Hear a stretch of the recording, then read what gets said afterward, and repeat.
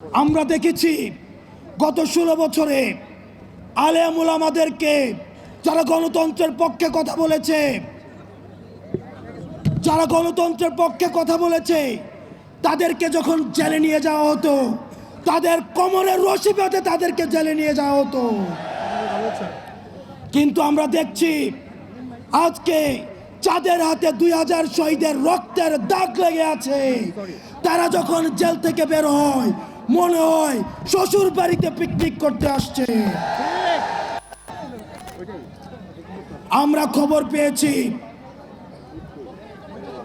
ক্যান্টনমেন্টগুলোতে, জেলখানাগুলোতে নাকি রাতের বেলায় ব্যাডমিন্টন খেলার আয়োজন করা হয়। প্রশাসন, পুলিশ প্রত্যেকটা স্তরে স্তরে এই ফ্যাসিজমের আখড়া গড়ে উঠেছে। প্রত্যেকটি জায়গা থেকে ফ্যাসিবাদকে উৎখাত করতে হবে।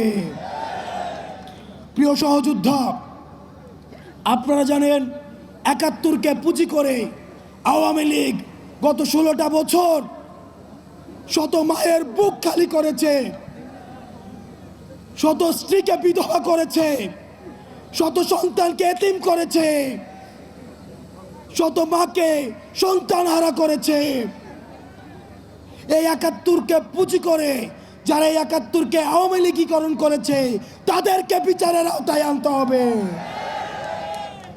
প্রিয় সহযোদ্ধা, ৭১কে পুঁজি করে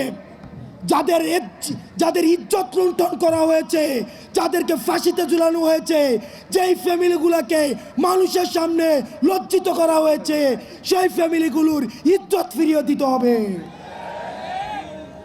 প্রিয় সহযোদ্ধা, আপনারা দেখেছেন প্রশ্নবিদ্ধ এক বিচারের মধ্য দিয়ে আমাদের দেশের উল্লেখযোগ্য আলেমদেরকে ফাঁসিতে ঝুলিয়ে হত্যা করা হয়েছে।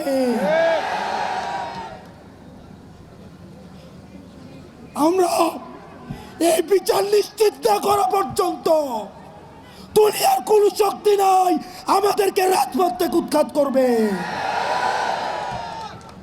প্রিয় সহযোদ্ধা, আপনারা জানেন ক্ষমতার লোভে অনেক রাজনৈতিক দল আওয়ামী লীগকে মাফ করে দেওয়ার আলাপ তুলেছে। আমরা আপনাদেরকে বলতে চাই, মন্ত্রিত্বের লোভে, ক্ষমতার লোভে, সংসদে যাওয়ার লোভে আপনি যদি মনে করে থাকেন এই আহতরা রাস্তায় রক্ত দিয়েছে এবং এই রক্তের উপর, এই পিচ্ছিল রক্তের উপর দিয়ে আপনি সংসদে যাবেন, তাহলে মনে রাখবেন জাতীয় বেঈমান হিসাবে পরিচিত হবেন।